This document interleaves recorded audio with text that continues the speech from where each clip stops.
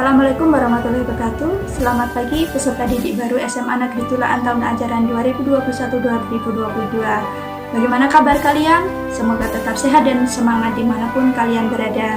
Pada hari ini kita masih berada pada masa pengenalan lingkungan sekolah di SMA Negeri Tulaan, dan pada kesempatan ini kita akan mempelajari tentang pengenalan kurikulum sekolah, pembelajaran abad 21 dan juga penilaian HOTS.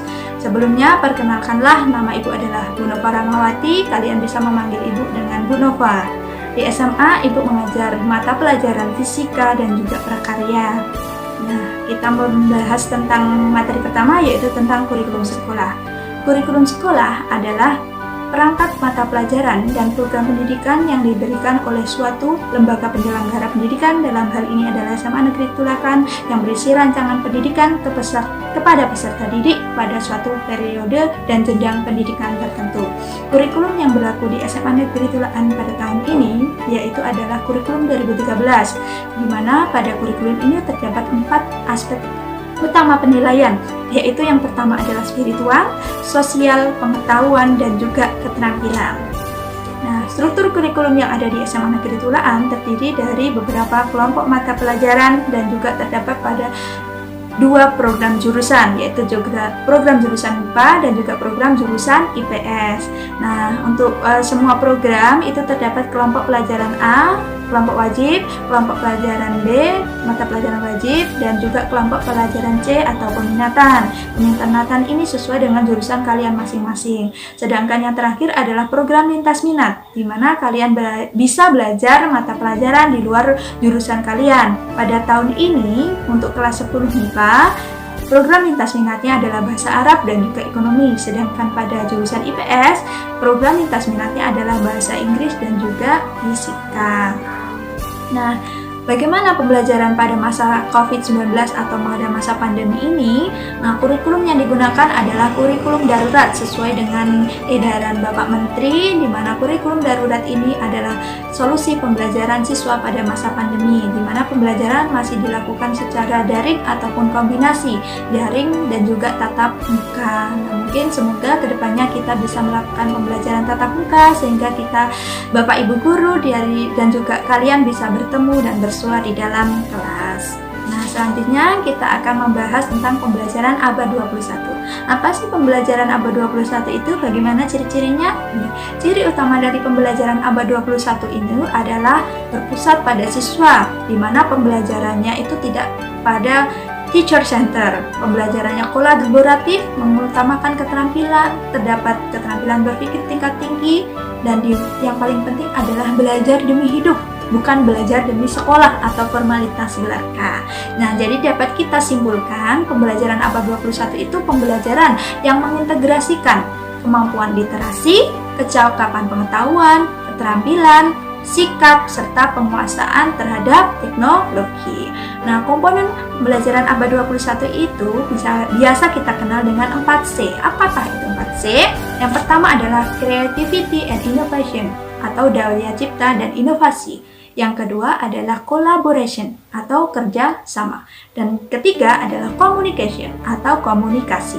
Yang keempat adalah critical thinking and problem solving atau berpikir kritis dan juga pemecahan masalah. Nah, nanti untuk materi lebih jelasnya kalian bisa melihat pada lampiran materi yang disediakan oleh panitia atau OSIS. Yang terpenting sekarang adalah kita bahas tentang bagaimana cara belajar abad 21.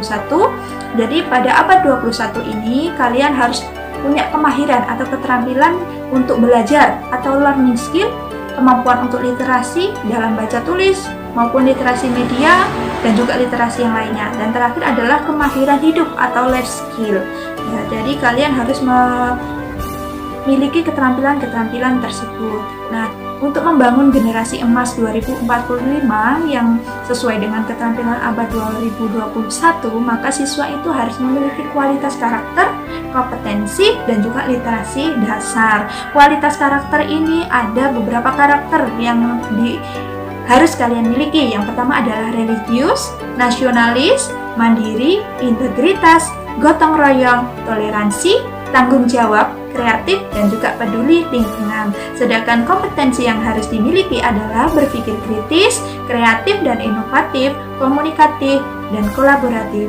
Sedangkan literasi dasarnya adalah literasi kebahasaan, literasi berhitung, literasi sains, literasi teknologi dan komunikasi, literasi keuangan, literasi budaya, dan kewarganegaraan.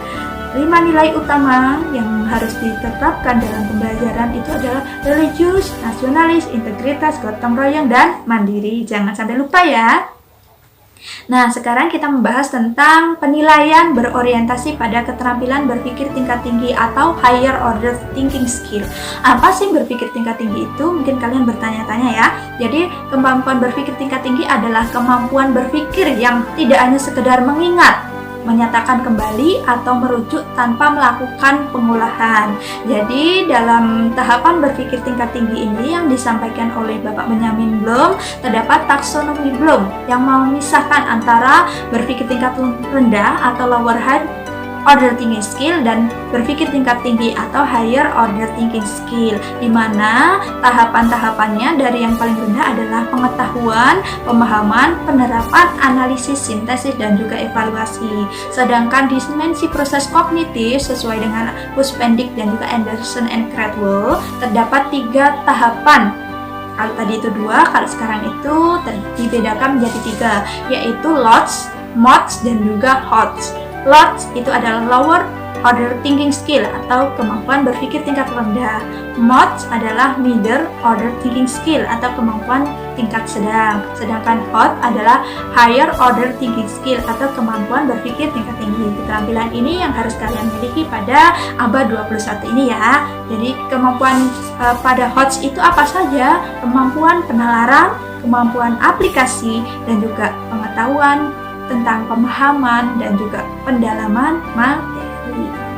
Oke, nah contoh-contoh soal HOTS itu merujuk pada soal-soal yang digunakan pada PISA. Jadi bentuk soalnya itu tidak hanya sederhana, tidak hanya menyampaikan definisi, tapi bentuk-bentuk soalnya itu berupa bisa pilihan ganda kompleks, benar salah, ya atau tidak, yang lebih dari satu, dan yang kedua adalah uraian. Contoh soal HOTS, ciri-cirinya ya, Ibu sampaikan satu. Contohnya yang pertama adalah soal itu menggunakan stimulus yang kontekstual, yaitu berupa teks cerita dan di mana kalian harus menganalisisnya.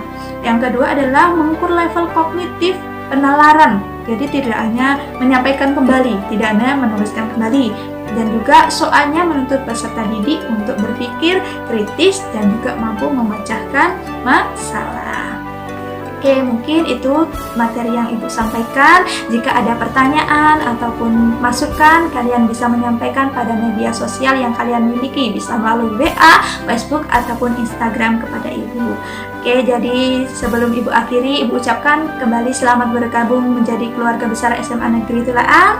Tetap sehat, tetap semangat, dan juga jaga kesehatan, patuhi protokol kesehatan. Cukup sekian, selamat siang dan sampai jumpa.